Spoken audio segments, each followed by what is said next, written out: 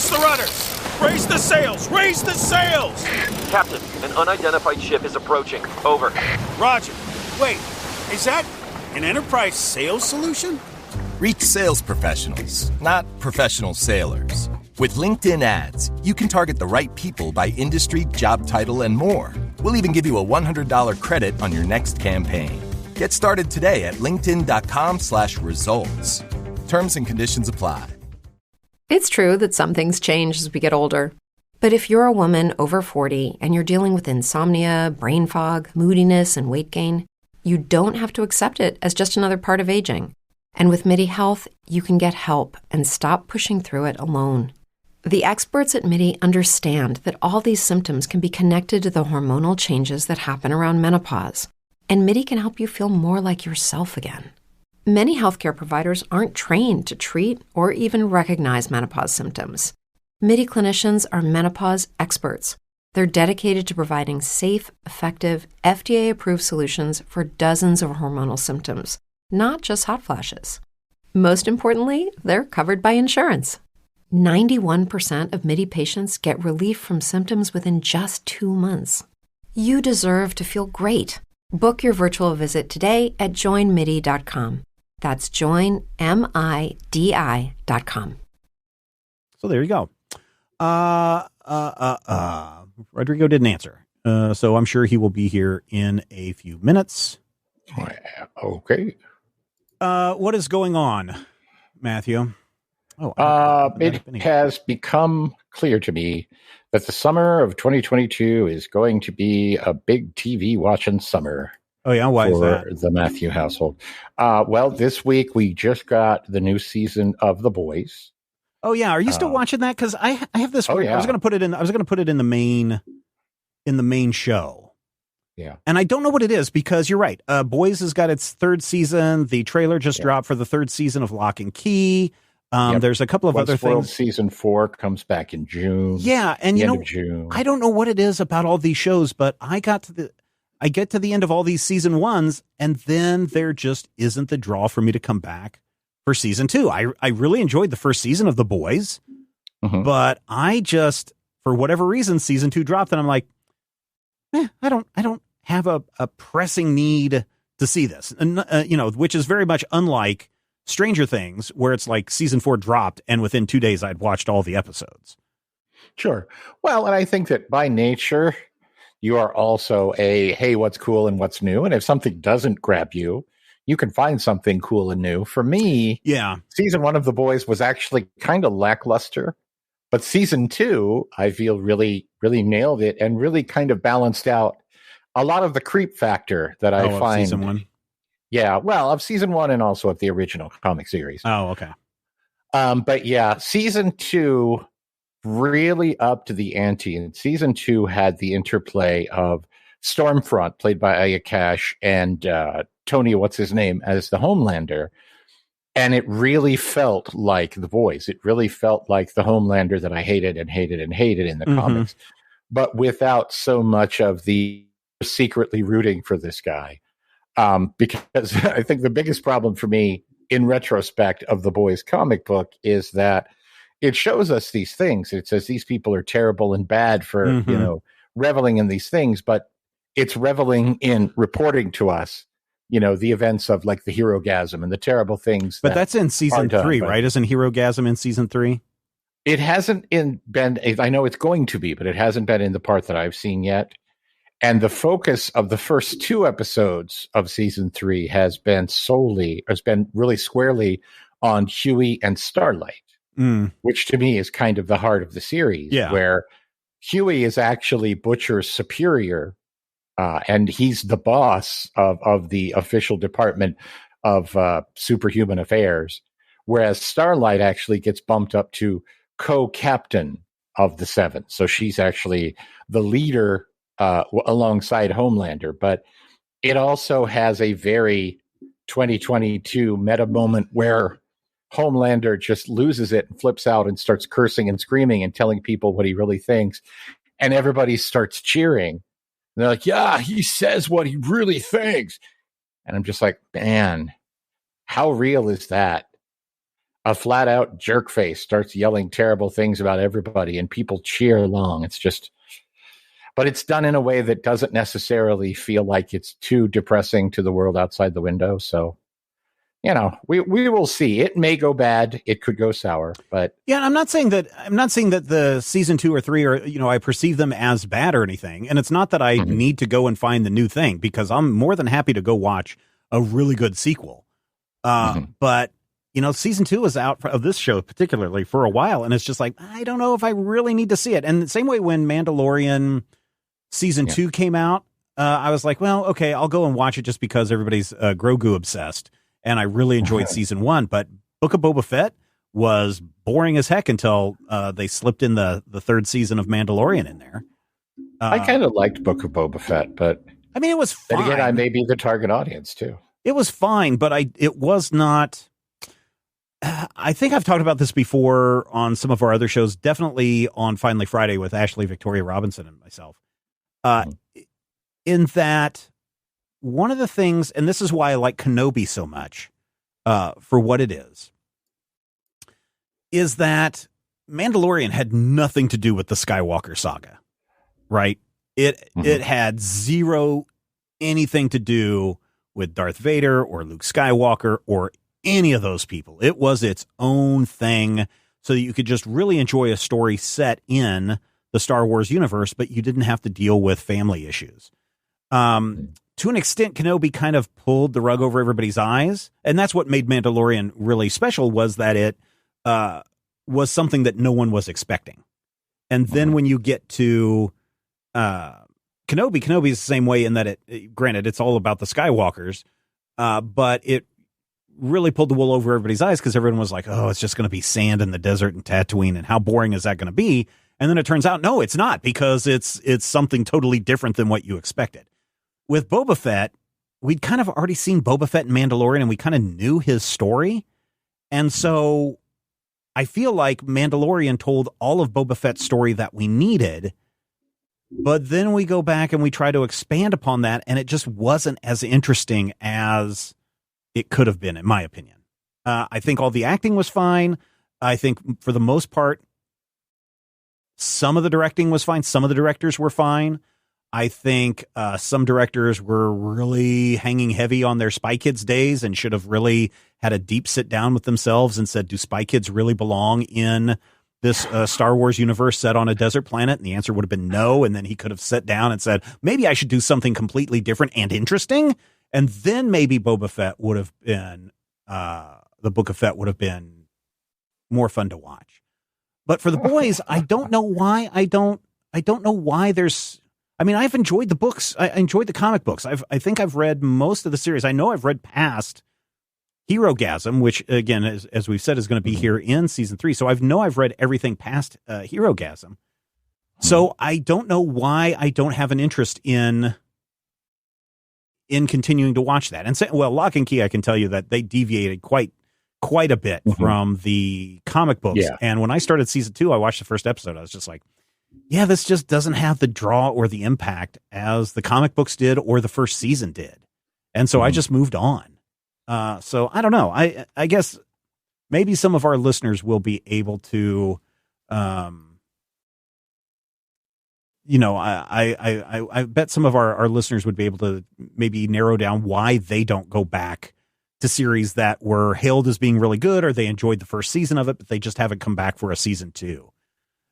It could also just be that we have a plethora of content all the time. Possible.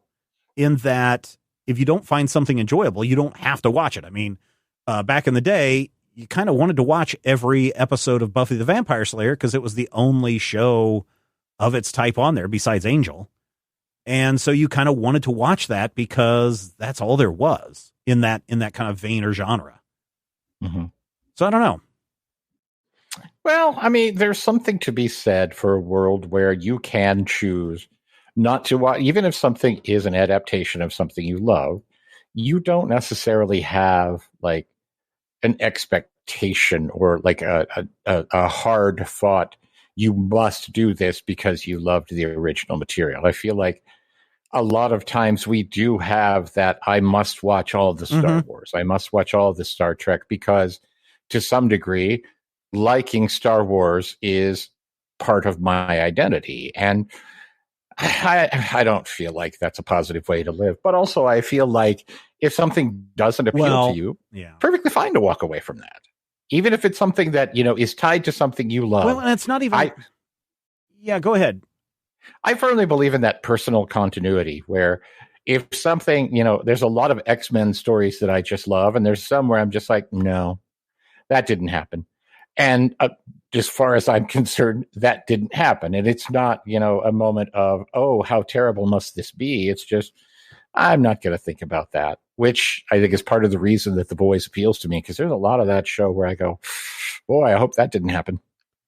I guess what I'm going back to is not this feel like there's an obligation to watch something. Mm-hmm. And it's not that I didn't find anything appealing, or unappealing. It's like, I watched how season 1 was, and I just didn't like season 1 of The Boys because it actually ended in that great cliffhanger where Homelander brings him to his home, throws him down and all this stuff. And it's like, oh, that's a good cliffhanger for that series. Yeah. And then I should be totally geared up to watch season 2 because the season 1, the whole thing with the dolphin and everything was just, I thought, brilliant. I thought there was a lot of creepiness factor in there with Homelander and Elizabeth Shue. There was all that stuff that was in there that I was just really fascinated by the story. And then they're like and I was like, this is very good. And I've talked about it on previous shows. Then it's like season 2 of The Boys. And I'm like, maybe I'll get to it. There's not a rush to get to it. I just don't. And maybe that's the thing. Mm-hmm. Maybe I will get to it eventually, but I don't feel like there is a rush to get to The Boys. And that's cool. I can definitely see that too. There are a lot of shows where I don't think we watched season 2 of The Boys for several months after it came out. But there are some things like, when it comes to Westworld, when Westworld comes back, I kind of want to be in on that at the beginning. Yeah. And if it disappoints or frightens me, we're like, hey, what? Oh, no. Then, I had some of my issues with season 3. And I went, oh, that's disappointing. But also, if it happens again, it may change how quickly I get to season 4, if there is a season 4. So yeah, I guess if there was something that was like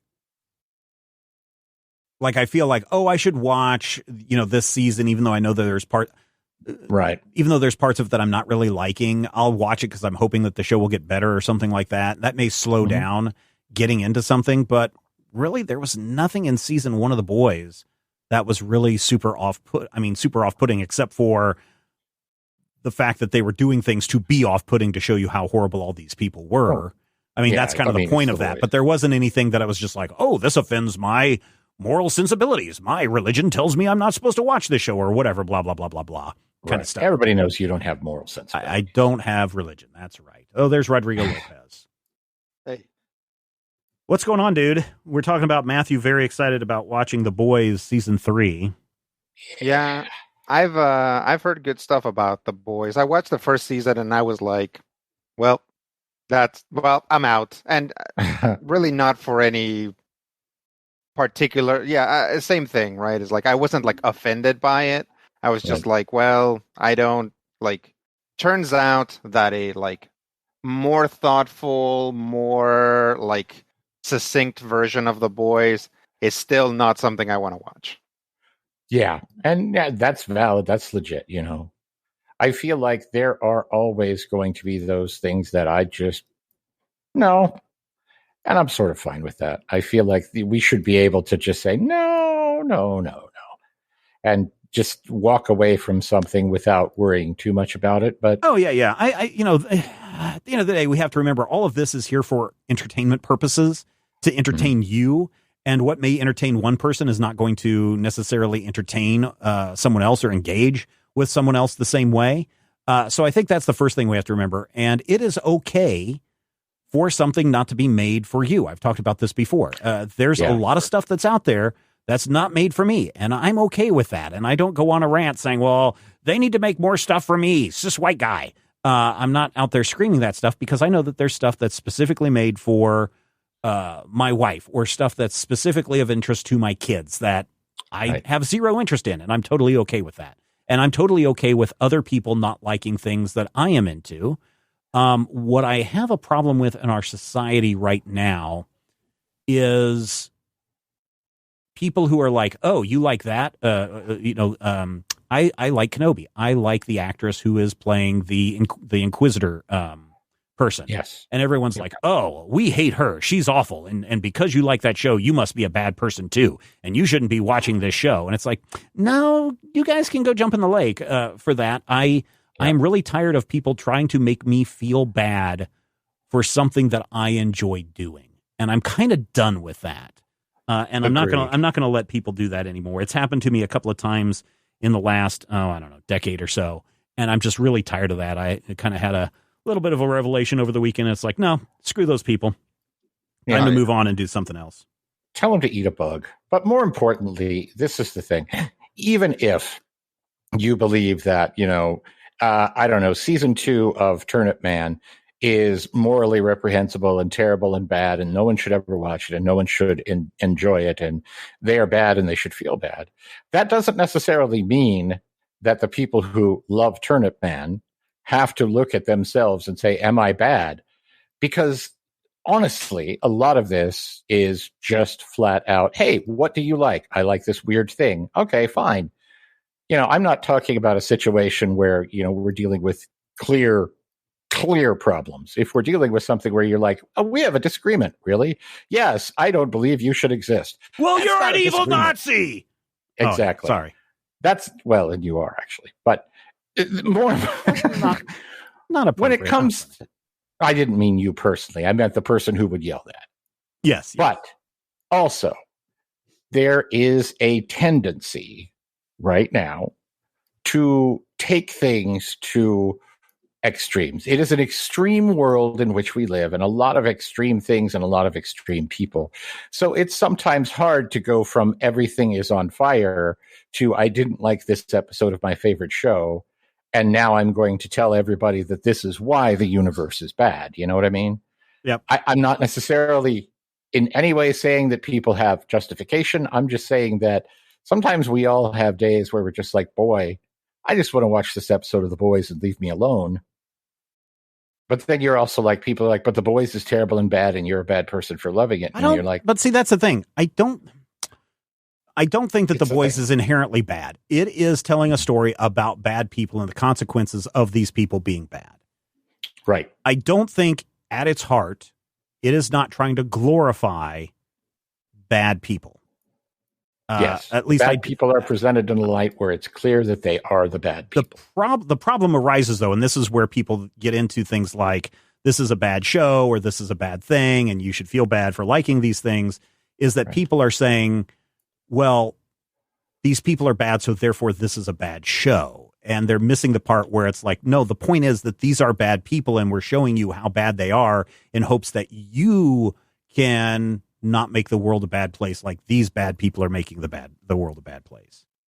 Right. I mean, you can tell a story about bad people doing bad things without telling a story that is inherently saying, hey, look how cool these bad people are. And that's the part that I was talking about last week on Dueling Review with Darth Vader is you can tell a good Darth Vader story, but if you're trying to make Darth Vader sympathetic, if you're trying to make Darth Vader the hero of the story when he's clearly the bad guy and other people are biting on it saying, oh yeah, Darth Vader's super cool, I want to be like Darth Vader, that's where you might want to take a step back. Yeah, agreed. Rodrigo, what were you going to say? You were going to jump in a minute ago. I'm sorry. Yes, I was going to say your opinions are bad. No. I mean, you can have bad opinions. There are definitely bad opinions. Yeah, so something that I run into a lot is I think people that have very clearly made a show part of their personality or a property, they just care about it more deeply than simply like, hey, this is something I enjoy watching, that whatever, right? And it's, you can see that very plainly. Every once in a while I'll go online and I'll express my opinion, and somebody will like show up in my mentions and be like, lol, look at you with your stupid bad opinion. What a bad take. You are like a mom. And like my first instinct is like, I don't even get mad. I'm like, here's a person who thinks whatever I was just talking about is theirs or is a part of them and it needs defending. Right. But the fact of the matter is that it doesn't, or if it can't be defended, then you can be reasonable and polite about it, right? There are lots of things that I like, and there are lots of things I don't like about the things that I do like, right? Mm-hmm. And I usually will talk about that because actually I'm more bothered by the problems and the things that I like than by other problematic things that I don't care about, right? So it's like problematic stuff in, say, The Legend of Korra bothers me more than, say, for example, problematic stuff in The Boys because I don't much care about The Boys. Right. So I will definitely get like a little bit more upset about stuff in Korra that like muddies the message or has like pacing problems or whatever than with other shows, right? It's like I'm watching Halo right now on Paramount, and it's not perfect, but also I'm not super invested in Halo, so I'm like, okay, I'm in until this gets super boring, and then I'm gonna jump out. But if it doesn't get super boring, then sure. Yeah. Yeah. Okay. Let's change the topic real quick. Okay. To something so we were at the store the other day, and the youngest, the sidekick, now at age 11, starting middle school in the fall. Wow. Good Lord. Yeah, Will. You're all old. You're all old. So old, listener. You are old. Yes. He picked up a packet of beef jerky. He's like, Dad, can I get this beef jerky? And I was like, sure, you need to, you could put on a few pounds. But then right next to it was some Beyond Burger jerky. Now, for those of you that don't know what a Beyond Burger is, it is a vegetable-based, vat-grown meat substitute. Right. And I was like, go ahead. But importantly, it's trying to taste like meat. Yes. Yes. Right. As opposed to like a bean patty, which it just tastes like, a bean patty. Bean patty. Exactly. Yeah. And I was like, well, I enjoy the Beyond Burger. I've had that several times and I think it's fine. And so I said, well, let's try this too at the same time. So, just to be fair, I didn't say, no, you can't have the real meat. You must eat this meat substitute. I bought the Beyond Burger, the Beyond Beef jerky as a test to see what it was. And it was the spicy one too, because you can cover up a lot of bad stuff if you spice it. So got home yesterday. Or no, I was home yesterday and I was like, okay, I'm going to open this and I'm going to eat it. And I was a little hungry because I hadn't had lunch yet. And it was the afternoon. I was like, okay, I'm going to eat this. And it was bags of jerky can go by pretty quick. And I ate the whole thing. It wasn't horrible, but it had the funkiest aftertaste in the world. It tasted like mushrooms, like raw mushrooms that you picked up out of the forest, that funky, musky, like mushroomy dirt taste. Yeah, kind of. Yeah. And it didn't taste like dirt, but it had that weird onion taste. And that onion taste persisted even after eating dinner, even after brushing my teeth twice. That funky, mushroomy taste still persisted. This morning I get up and the funky taste is still there. So I go. Are we sure the problem wasn't that your teeth tasted funny? Oh no, my teeth are fine. I actually brush my teeth and go to the dentist. Teeth, you said, yeah. So I went, and I also floss too, Matthew. Something that everybody should do. So I went to the store, and I was like, okay, let me just get this drink that I drank, and let me check out. And as I'm on my way to the checkout, I'm like, I still have this funky taste. Is there something in this world that can get rid of this mushroomy taste? I have here in my hand an empty bag of dirty potato chips. This is from a company called Deli Style. I don't know who this is. It's dirties.com if you want to find it. And the one that I grabbed is Maui onion flavored. Okay. let me tell you, if you pick these up, you better have a love of onions, because this is like the taste of an onion that has been left in the ground for way too long.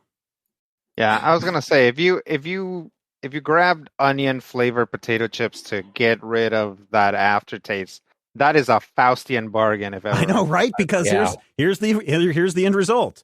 Got rid of the mushroomy taste of the Beyond Burger jerky, but now, after brushing my teeth now twice since this morning, still got a funky onion taste in my mouth.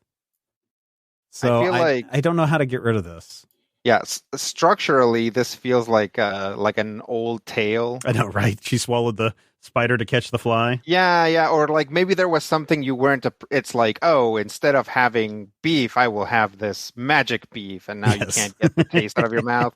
So like things you eat just progressively add to it. Is like, and then he ate some ice cream, and now his mouth tastes like fake beef and onion chips and ice cream. Oh, and it's terrible. That sounds terrible. So I forget who the company is that has this ice cream out. I just heard about it on the radio today. Dijon mustard and pretzel ice cream. Why, God, why? Yeah, that sounds gross. Although this is a test market thing that you can get. This is let's see, it's released by Grape Poupon. It is Van Llewellyn's. Is that how you say it? Is the sounds right?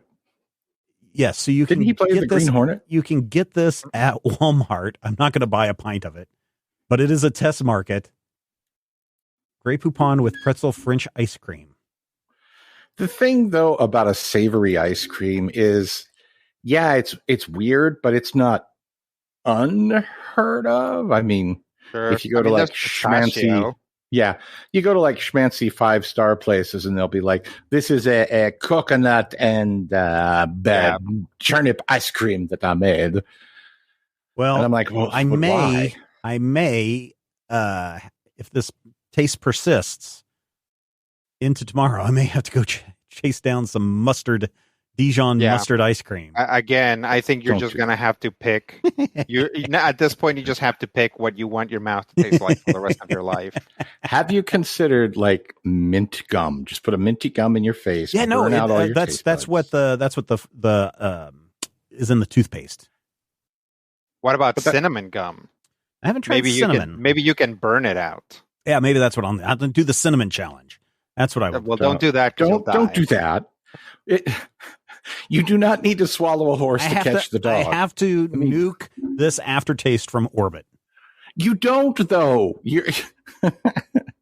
So trust me, your stomach will thank you if you. Yeah. Oh, it's not an upset stomach. It's just because here's the thing: the texture of the Beyond Jerky was fine. The spiciness of the Beyond Jerky was fine. It was so. The problem that I have with a lot of some other beef jerkies, if it's too dry, is the beef jerky gets really stringy and gets caught in your teeth and all that kind of stuff. This is not a pressed. It's not in a medallion shape like the Matador jerkies are. So, but it was nice to chew and it didn't get stuck anywhere. Nothing like that. So, from a texture and flavor standpoint, I would give that beef jerky, or not beef jerky, the Beyond Jerky, a thumbs up. The aftertaste, though, is what's killing it. And so I don't know if maybe I got a bad batch or what. I mean, it could be. I wonder if it's not like precisely because of the texture that because this whole thing is like very manufactured, but they're like, okay, well, we made this jerky, but it's turning out too stiff or it's falling apart or something. So we need to add something to give it that jerky texture. And I wonder if it isn't like that sort of thing or like some sort of preservative. Because like beef jerkies, like the main preservative in beef jerky is just mass quantities of sodium. Oh yeah, right? sodium. Yeah. Oh yeah, tons of salt. All the salt in the world. So I wonder if like maybe this thing doesn't absorb salt as well, so they had to add another preservative. I'm wondering if I really should go back and look and see what the ingredient list is, because it would not surprise me if mushroom was not an ingredient on the Beyond Burger or on the Beyond Jerky. Everyone's talking about how eggplant is a great meat substitute. Maybe mushroom was this. Anyway, beyond that, I got to see Everything Everywhere All at Once finally. I really enjoyed it. I enjoyed the heck out of it. If you guys haven't seen it, highly encourage you guys to watch this movie. It is a multiverse movie. Everyone by now should know about my theory on the multiverse. If you're not, go watch Doctor Strange, because it is covered quite a bit there in that movie. But this is not only is it a movie about the multiverse, but it's a movie about family and finding, trying to rebuild your family is really kind of what the big overall theme was. And it's got some really sad moments, and it's got some really tough love moments in it. And it's got some real, I think anybody who watches this will be able to identify and put themselves as one of the characters in the movie.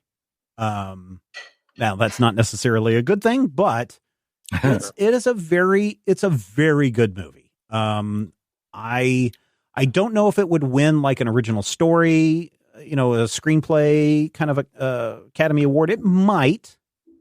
But I think where the real power of this movie is going to be is costume and editing. I really think that if we're looking already today at Oscar contenders from next year, Everything Everywhere All at Once really needs to be in the best editing category for movies, because it is a masterfully edited film.